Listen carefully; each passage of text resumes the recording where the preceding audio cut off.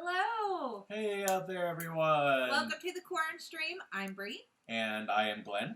And we were just noticing before the show started here that we look like salt and pepper shakers. I've claimed pepper. Mm-hmm. And I'm apparently salt. Yeah. So, I always said I was a salty guy. That would be like our next idea for merchandising. If somebody's really great at sculpting lovely salt and pepper shakers, you know. Hey, there you go. Anything's happened. But speaking of merchandise, we still have these lovely, lovely shirts. Mm-hmm. Our Virginia is for social distancing. Hashtag QuaranStream. Mm-hmm. These are actually our giveaway shirts. So we have one in gray, which I think these are the prettiest colors. Yeah. And then we have one in light blue, which I like. And I mean, I didn't mean to do a Civil War reference, I suppose. You know, with gray and blue.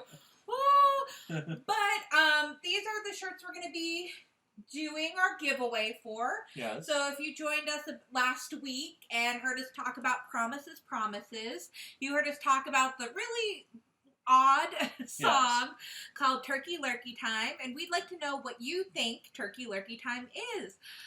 Please feel free to @ us on Twitter. I'm at Breezes Cheese.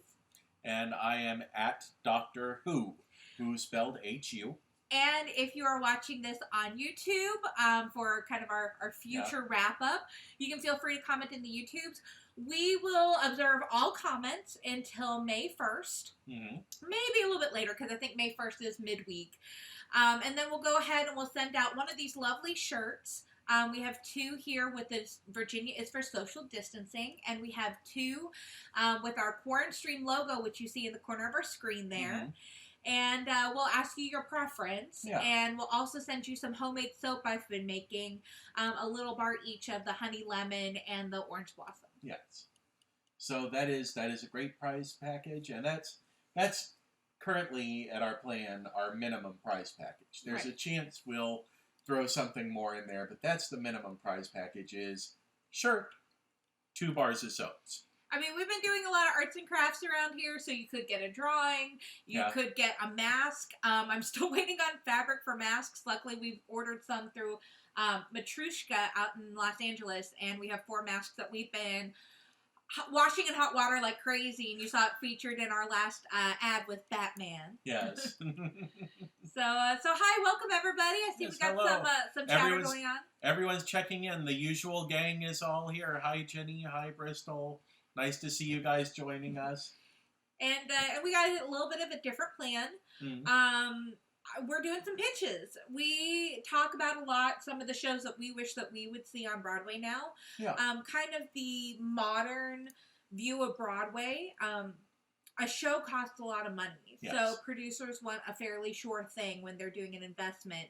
As funny as we all think the Broadway show was, you know, it's really unlikely an original script gets adapted nowadays. Yeah. So what we're looking at more and more are folks are taking popular IPs, intellectual properties, and turning them into shows. So this means movies in particular. Can be books, and it can be artists. It can be based off of the discography of a particular band or artist, and or songwriters. Songwriters happen as well. Yeah. There's a few original ones, like of course, like I think Bright Star, which was with Edie Brickell and Steve Martin. Yeah. In which case, they weren't banking on an IP. They were banking on the names of the people working on it. Right, and Hamilton with Lin-Manuel Miranda. Yeah. These typically take about 7 to 10 years of production and running shows out of town and that type of stuff.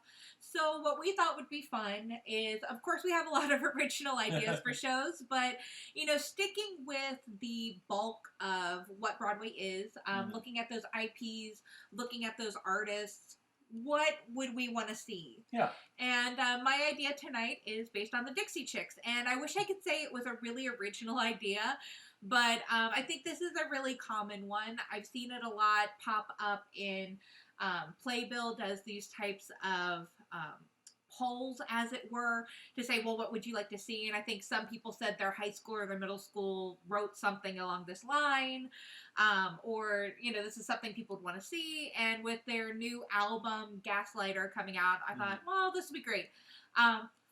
Caveat, as I kind of mentioned, I grew up in Texas, but I'm not a country music girl. And this is nothing against the Dixie Chicks or Garth Brooks or anybody who I kind of grew up listening to just by being in Texas and being on the radio. But I don't have a real in-depth knowledge of the discography. I do know some things here and there. My sister was a big fan, and it doesn't mean it's not a good idea. So I'm going to do a broader pitch rather than kind of specific songs or specific story. Just really talk about like what I think would be really interesting. And Glenn can chime in. Yeah. Because I'm very excited to hear. We've talked before about sort of the broader outline of what Brie would do with the Dixie Chicks show. But I've never heard her talk about what her idea for the genuine story is. I've always heard themes and that sort of thing. So I'm very excited to actually hear Brie's pitch today. Well, without further ado, how I would kind of start this out is I think we've seen a lot of success from female-driven pieces. Hadestown was fairly female-driven with, Persephone and Eurydice. We had Waitress, which was really female-driven. Jagged Little Pill, which is really female-driven. And these are all female artists as well. Yeah. There's also another musical that we haven't talked as much about, but came out recently. A lot of these things get produced through ART, A-R-T, up in Boston, Massachusetts, as part of kind of like the Harvard theater training program, I believe. Right. And Tori Amos did that as well with a piece called The Light Princess. Yeah. And it's a fairy tale. It's essentially a princess that is lighter than air. And there's a lot of tension and scuffle and, magic kind of surrounding that. And so kind of thinking of that and Alanis Morissette and Sarah Bareilles, I kind of figured that's where Dixie Chicks might find a home. I'd like to propose a Southern Gothic type of fairy tale. I don't think that story really has kind of been told. I think that we had maybe a little bit of it with To Kill a Mockingbird, which was a straight play last season. But I think that taking a young woman from the South and utilizing maybe themes of like Jack Tales, almost, I kind of mentioned like Devil Goes Down to Georgia or like a Faustian bargain, like, something that's big and dramatic and encompassing and really being able to kind of tie in maybe tall tales and legends from, the South and the West. So that's kind of my proposal. Do I know anything more specifically than that? No. I know, female lead, right? But here's what I think would happen. The three songs that I'm kind of most familiar with because they are very popular is, of course, Goodbye Earl, which is about woman killing her husband, utilizing her friends and family to kind of get away with it. I'm Not Ready to Make Nice, which kind of happened after the start of the Iraq War in the early 2000s. And then, of course, Gaslighter, which is, like, fairly recent. So one of the things that I think that I've noticed thematically is there is a lot of gender fighting. It's really hard for women out there, and I thought that it would be kind of not only interesting to see this relationship with, the woman and Earl, but maybe also, like, supernatural elements as well. I think that it would be really kind of interesting to toss in a deal with the devil. Like, I can give you everything that you want if you just, work it out with me. I'll get rid of your husband, we'll do all this. And I figured that being able to turn it into like a Jack tale for this woman, not only does she, lose an earthly chain of an abusive spouse, but also tries to outwit the devil and outrun the devil through trying to get to this next level and this next achievement of kind of a perfect life and trying to, be the smartest person in the room. And that's kind of what Jack Tales are all about. And I thought that would be fun to have a Southern woman at the center of it, because I think that if you know Appalachian women, if you know Southern women, they are. Yeah. they raise families. I mean, the whole, Smokey Joe's Cafe. Mm-hmm. I can put bacon in a pan. I can bring home the money. That is this lady. And I just thought that would be kind of a really interesting tool to kind of tell the story. I think that we've seen a lot of things where it is very serious, and I love just an aspect of this supernatural element as well, because I think that that's always been kind of a big part of Southern fairy tales and Southern storytelling. Yeah. You know a little bit more about it. You went to grad school for all this stuff, but... Well, yeah, I went to grad school, I guess, technically I went to grad school for, learning how to act on camera and stuff like that. But, yeah, but, my secondary level beyond that was doing folklore and storytelling, traditional storytelling. And if you guys are still able to see us at this point, go ahead and drop a line into the chat to let us know, because here, our monitor that shows us what is actually going out on stream just went black, but we know from experience sometimes that just means we've had a browser error and you guys are still able to talk to us. And from my initial pitch, like I said, it's kind of loosey-goosey. I wish I had more of a specific moment of this song's going to come up here and this song's going to come up here. But I think that's kind of the lovely thing about a pitch, is you can kind of have a general idea and then build it later. Because right now, I mean, I'm not getting paid for this pitch. So, I don't want to give away all the elements of the secret sauce, but I do want to kind of say where it's coming from and why I think it's a good idea. Yeah, and everybody can see and hear us. So okay, great. Let's see, Jenny says Sin Wagon would be a fun song to incorporate. Oh, yeah. Yeah, and I would love to hear anybody's, ideas or plans or kind of where you think it would go. It's more or less just, I know that they are really phenomenal musicians. I think that they have done a lot for country music and women. And I think just having a real strong female character kind of against the world in a very serious way, but also in a really kind of fun adventure-y way, because I don't know about you ladies, but when I was a little kid, I had grand fantasy adventures, and maybe it wasn't all dragons and, kind of what I think people think fantasy is, but I think that having kind of a hero's journey would be really kind of a fun thing to be female-centered around, and I think kind of being a strong woman not only in, the real world, but also in kind of all levels of consciousness, I suppose. Well, and I like the idea of, I like the fact that you bring the notion of the supernatural into it, with the idea of the deal with the devil sort of thing, because the Dixie Chicks music, in my experience, and I only have slightly more experience than Bree does with the Dixie Chicks, I owned the album that Not Ready to Make Nice comes off of, and that's pretty much the most Dixie Chicks I've ever listened to in one spot is that album. But in my experience, their music always focuses on a very real world level. Mm-hmm. So the idea of having that music that's very real world and current, but also is part of this larger fantastic story, I think is a really neat idea. And I think it lends itself really well. I even think things like Waitress, which is really based in reality. It's based on the film.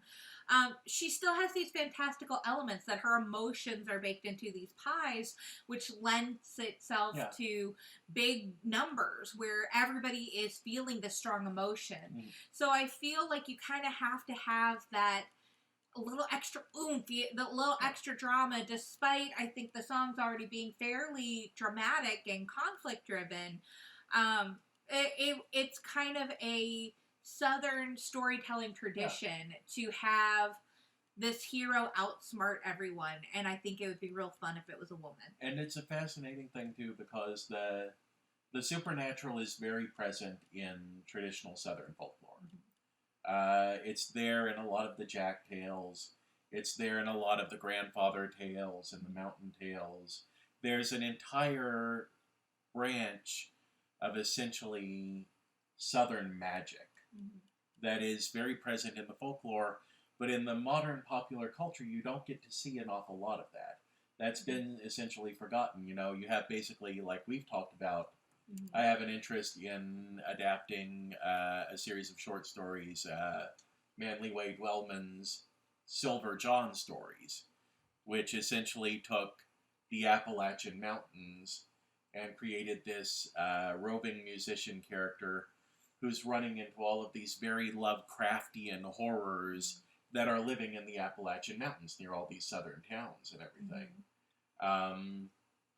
But aside from that, it's very hard for me to think of pop culture, you know, Devil Went Down to Georgia, the Silver John stories, and if anybody else can think of any more instances of that sort of southern or country magic. Well, I think the closest thing that I can think of in recent years is Alan Ball and turning the Sookie Stackhouse books into True Blood. Yeah, Sookie Stackhouse, that is, which is in the books as well, is a southern story. Yeah. And so, like, I didn't kind of want to lean that far into supernatural, although, I mean, who knows at this point? This is just the seed of an idea. But I just really liked the idea of a smart lady up against all these horrible men. Yeah. And really kind of carving out, you know, a new life for herself. And I think it really kind of goes against a lot of things. Like, I knew I grew up with this, and this has been pretty pervasive, is the dumb hick southerner. You know, I think that there have been a lot of things kind of coming up against that stereotype in more recent media.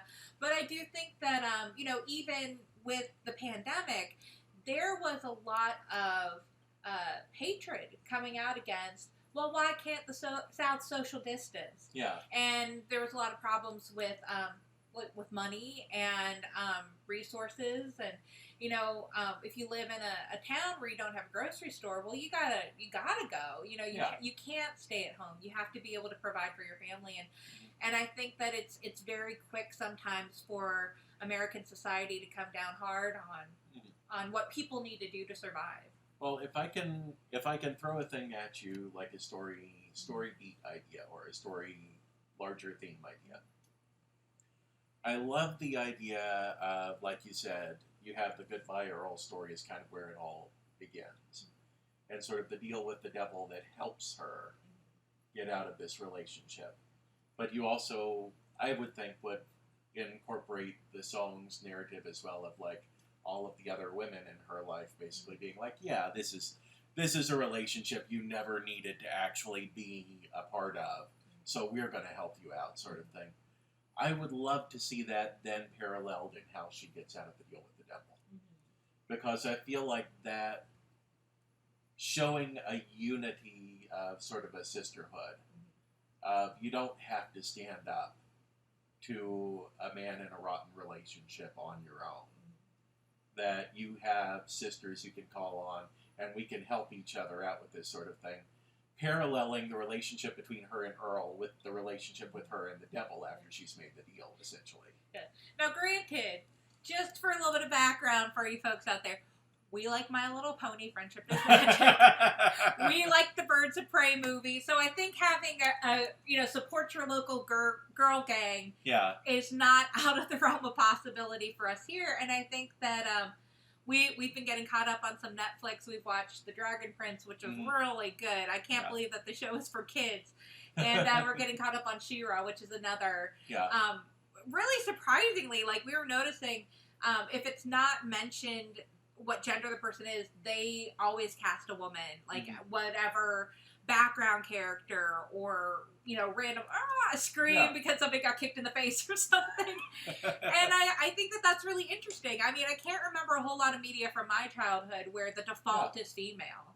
But I do know that as a little girl playing with Barbies, you got 20 Barbies and you got like one Ken, and so that's really how you grew up and you played. So I think that would be really fun, and I think that because the Dixie Chicks has such tight 3-part harmony, you gotta have at least 3 women to kind of like bring that to the stage. I don't think you want to lose that. I don't think you want to take something that has this beautiful, harmony, and then make one person singing it. And I think that that's where a lot of translations fall down sometimes. It might be getting the story too complicated. It might not be a direction you genuinely want to go. But like you just mentioned, the Dixie Chicks, you have the 3-part harmonies and everything. It might be interesting to have each of the women in the story. Like in your first half of the play, first act, let's split it into 2 acts. Mm-hmm. First act of the play is essentially each of them having something in their life where a man causes their life to be miserable. You have the relationship with Goodbye Earl, you could have a working relationship, and each one of them individually making a deal with the devil. Or what if it's not like it's still a single entity, but like I'm just thinking like genies and 3 wishes. What if it's something like that, where each of them says, well, I'm going to get my wish, and then coming out of that. And then, but see, I still want, like in the second act, them having to then team up and come up with a clever way to defeat whatever entity gives them, whatever supernatural entity there is. Which is not, still could be like a genie type of character. Because genies are notorious for, be careful what you wish for, as well as the 3 wishes. That's 3 wishes is the monkey's paw. Genies were, until the 20th century, were largely seen as like unlimited wishes. But when you have the 3-wish structure, it's always, the first 2 wishes are things that go horribly wrong. And then the 3rd wish is the wish to undo the other 2 wishes.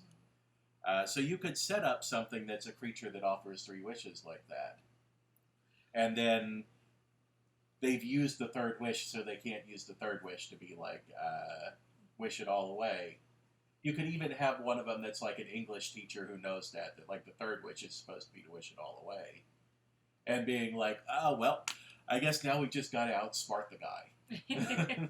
Well, can I tell you, like, my favorite, I think it's Southern folklore. Y'all can correct me if I'm wrong. What, and maybe you remember this better, because I think the things that I'm always thinking of is, like, I don't know why I'm going horror with this either, because I'm like, I don't like country music, and I don't like horror, but here I'm going to pitch a horror country musical here. Great. But it won't make money, so I'm going to pitch it. It's like The Lady with the Green Ribbon. Like, I always think of that as a very Civil War type of story. But I also think of, what was the guy with the 3 dogs? Like, the good, better, best. Oh, yeah. Where he's in a cabin. Okay, so there's this hunter, and he's in a cabin, and he hears stuff going on outside, and he has 3 hunting dogs with him.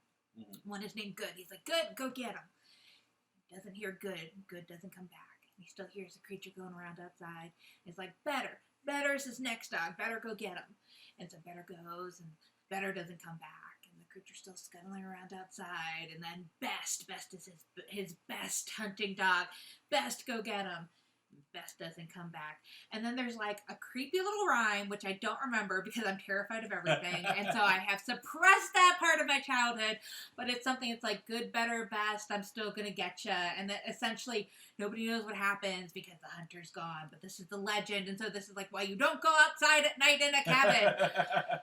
I need to find this. But if you know it, if you're like, oh gosh, you messed up that story, Bree. That is a big old mess. Please let us know, or let me know of your kind of favorite scary Southern story, because I always heard these as very Texas or very Southern, but I feel like sometimes these type of stories belong to everybody, and I'm sure that there was like, if I asked somebody from New England or somebody from Northwest, well, no, the lady with the green ribbon around her neck, that was us. That was not, Arkansas and Texas and Oklahoma. Well, it's difficult to track some of these things down now, and here's my tiny little bit of my graduate program that was on folklore and everything, and storytelling coming out. It's hard to track the origin sometimes. There's a very famous folk song that was performed a lot in the 60s and 70s. That's a traditional song about It's someone, hangman, hangman, slack your line, slack it for a while. And it's basically the singer saying, I see my mama coming, I see my papa coming, and they'll ransom me from the gallows. I won't hang. And then each verse turns into the mother says, no, I didn't come to free you, I came to watch you hang. And father says, I didn't come to free you, I came to watch you hang. And then the last one is, I think I see my true love coming. And the true love is like, yes, I brought your fee because I don't want to see you hang. That song tracks over 200 years of changes and modifications to it. And the version that was being sung in the 60s and 70s was the version that was essentially set down in print in Shakespeare's time. But 200 years before that, a version of the song was sung in which pirates kidnap someone and then take their ship with their hostage to all of these different people and say, will you pay the ransom for this person? Mm-hmm. And it's a completely different context, completely different idea of who is the aggressor in this story and things like that. But you can establish that flow. Mm-hmm. So things like the woman with the green ribbon around her neck. You can find a version of that in Scary Stories to Tell in the Dark. That's where a lot of people from my generation, I think, picked up that story. But that story existed for at least decades before it was written down in that book. Mm-hmm. And if you look closely, you'll probably find versions of that in Victorian literature. Mm-hmm. You'll probably find versions of it being told in, like, the Highlands of Scotland. Yeah. Well, I kind of hate to bring this up while you were talking. It reminded me, we have another show that we were pitching with this idea, but I'm going to toss it into here because I think that it would be real fun. Yeah. So isn't it a Judaic tradition? It's a Jewish tradition where the demon can be defeated by rhyme. That is, I want to say that's the Dybbuk. Because I feel like that would be a really fun part to kind of incorporate to a story like this, where pop music does have a lot of rhyming. It is very catchy. Yeah. They are kind of country pop. So you can kind of keep in, like I said, that harmony by adding more women to the story. But you can also, like, maybe say, like, that's if they don't get the final wish. Yeah. You got to defeat the demon with a song. Let's see, we've got a recommendation out of Bristol, short story collection you may find interesting. Beau Ball's Appalachian Patterns. Oh, so, love it. We'll have to look that one up. Thank you very much. Yeah, absolutely. But it is, like I say, I think it's the Dybbuk. Jewish folklore was never specifically my forte. Mm-hmm. So anybody out there who it is your forte, if you're watching this on YouTube, drop it into the comments. If you're catching us live on Twitch, hop into our chat room and let us know that we're completely 100% wrong. Yep. Because we're always willing to learn. Yep. But I can say that... Because I think if it's not if I'm misremembering it, I think it's also a way to defeat the Fae.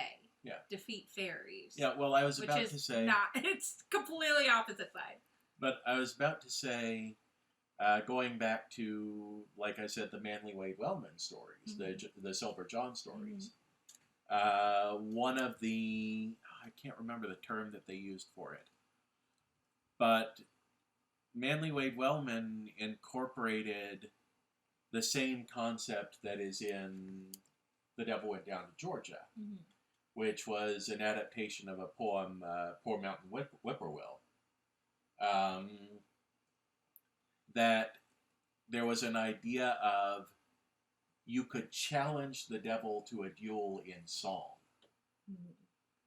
So that would be an interesting idea to explore, is, like you said, rhyme and song and things like that. But there is actually like a Southern tradition of challenging the devil specifically in song. Think of it the way that you always see movies playing with the idea of defeating the devil in a game of chess.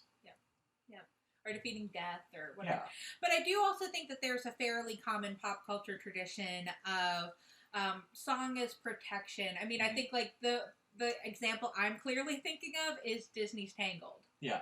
Where she would wrap her hair around something and do a little song and then everything would be healed. Yeah. So I think that if you're new to the channel, we like stories where like nice things fix stuff like friendship and music. This is our brand. So I think that would be kind of a really kind of interesting and powerful kind of communal thing as well. Mm-hmm. Let's see. Jenny Noble says the movie Crossroads. Okay, cool. But yeah, it is. There's a lot to do. I think there's a lot to explore there. With the idea of Southern magic and Southern Gothic. And this is also another thing that we kind of talk about is we've both been through theater education programs, and we totally get it. This is a really hard thing to teach in 4 years, but most of these shows are developed over, years of writing and testing it out or working with a team. And I think that, if we were to do this earnestly, we would take all these ideas, we would hire some space, we'd get some actors, we would go ahead and rough out some scripts, see what works, what doesn't work.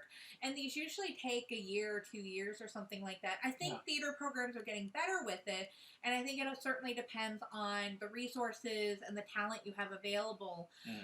So this is kind of a new experience for us, and hopefully a new experience for you guys as well.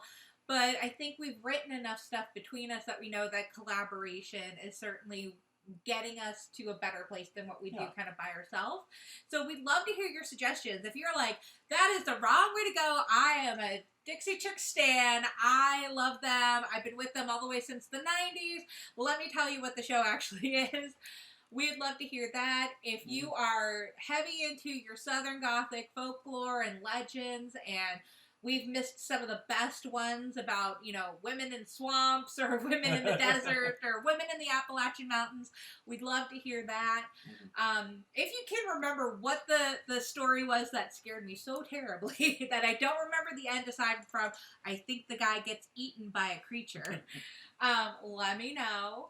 I will say, I just now remembered what they called in the Silver John stories, the battle with when you do battle with the devil, is they called it playing the defy.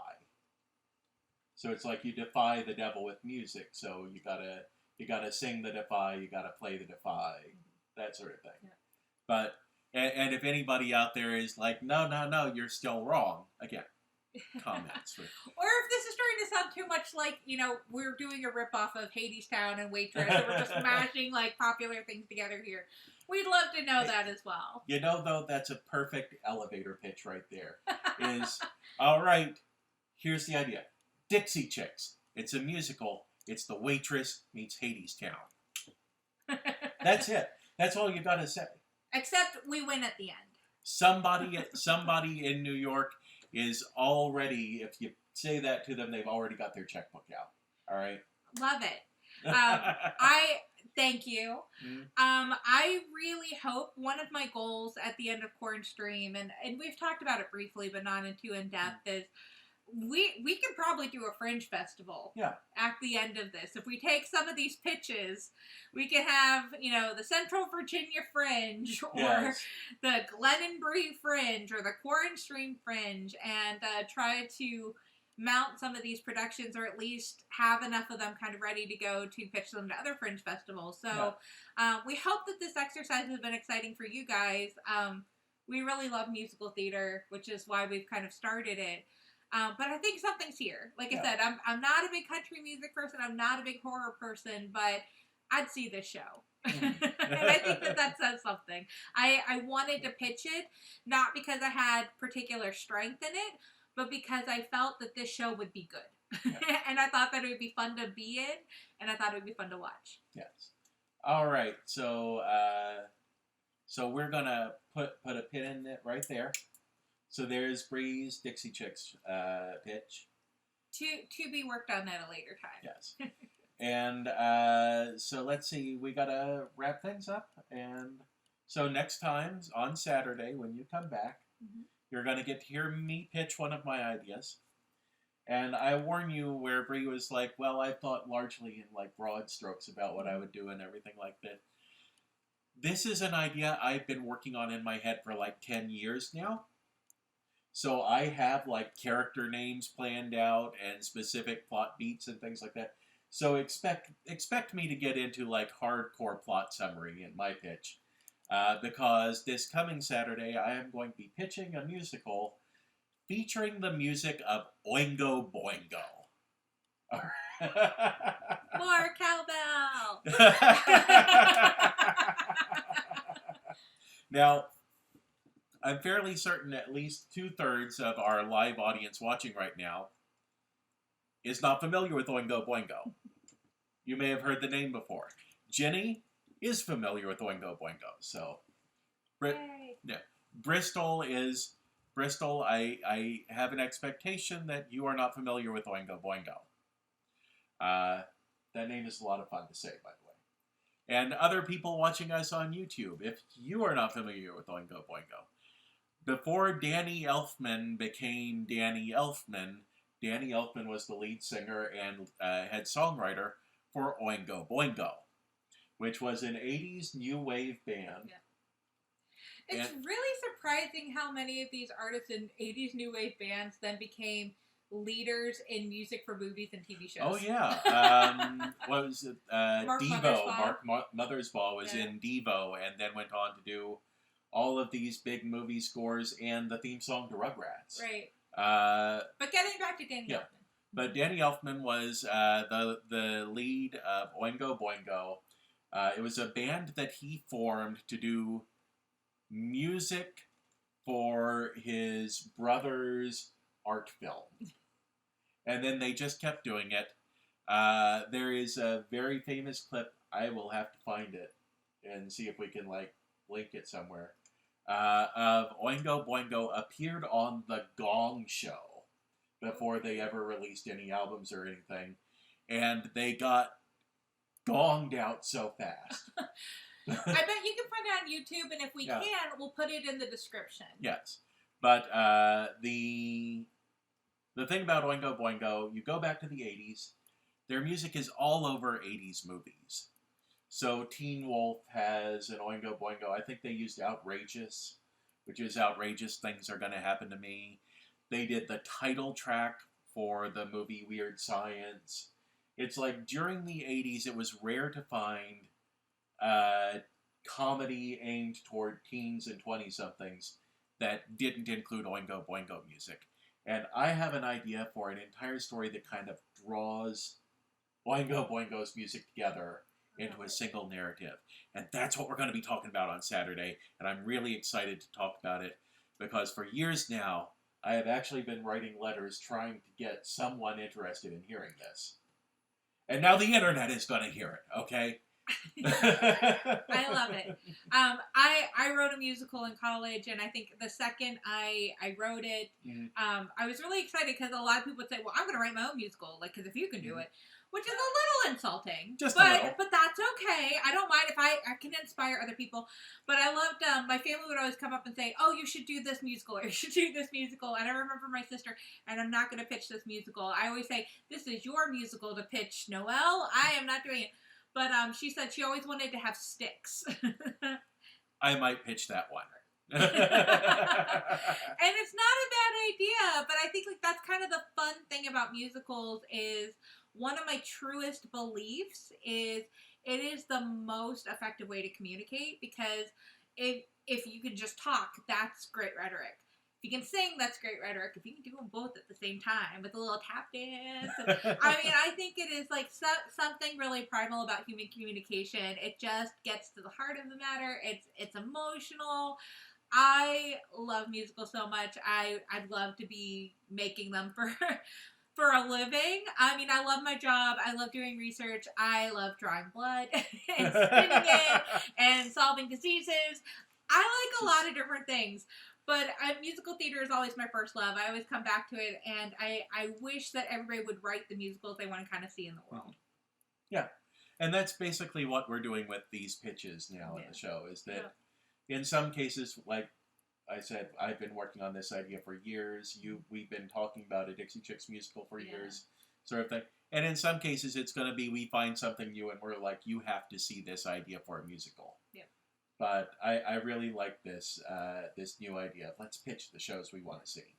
And then we'll always have it to come back because like we're getting middle aged. So we have notes in our phones and we have big spiral bound notebooks of these. But I think that sometimes telling it to other people is very motivating. Yeah. I also think, this gets us a broader audience. So if there are great ideas kind of coming to us or people saying, well, this is really creative. Like I remember saying, oh, I wish there was a Bed Knobs and Broomsticks musical on social media one day. And somebody's like, oh, Chicago's doing it. Yeah. So, I think that there's stuff out there. I think that there are creators out there. And I hope that this is a link to bring people together and to kind of create work throughout the QuaranStream. And I know for the past 3 weeks, I've not been doing great as an extrovert. I don't feel like I'm doing a particularly good job. I appreciate being stuck with somebody who's able to be like, you're fine. Yes. But it is really hard when you find a lot of community out in your community and you love to be active and you love to do things that you really feel that a lot of things have kind of been taken away from you in your job and in your extracurriculars. And so we hope that we can be that community for folks out there. And we all find each other and we all kind of create great shows together. And maybe at the end of this, we all got plenty of jobs to pitch the 2021 Broadway season. Yes, yes. Fingers crossed. All right. Knock on wood. So is that all we've got to... That's all I got today. I would love to hear everybody's comments. Please make sure you're commenting not only on what you'd like to see as a Dixie Chicks musical, or if you had a different idea for Goodbye Earl, or if you were these people that were proposing it on social media and I just stole your idea and I did it all wrong. I'd still love to hear from everybody, especially I'd love to hear again from the person who said they actually did it. I think that would be really fun to hear what they did. I don't know. Internet, work your magic. But that's really it. Please, please, please comment for our contest of what is turkey lurkey time? What is going on in that song? What is going on? It's crazy. We're going to go ahead and support our USPS and ship out those prizes in a couple weeks here. We're also going to be moving in a couple weeks here. Yeah. So you might see us in different places, maybe with more boxes around. But we're going to try to keep the QuaranStream going because it's about 30 minutes to an hour for 2 days a week. We think that that's really manageable, and hopefully we'll have internet wherever we go and electricity wherever we go. It means so much to us that you guys are joining us live every time. We love it. And we love you. Yes. And I guess we hope you like the ads because we're gonna find more fun things to do and put together because that's a nice little bit of a lunch break for us to kind of film those and kind of get the word out and get people to kind of watch this show and connect with us. And I will say for my show coming up on Saturday, if you are not familiar with Oingo Boingo but you want to have an idea of what I'm talking about, look up Dead Man's Party. That's more cowbell! The quintessential Oingo Boingo song. And, Jenny says she loves the ads, that they're fun. Thank you so much. We have a lot of fun making the ads. Yeah, we have some more kind of in the pipeline as well. Yes, we do.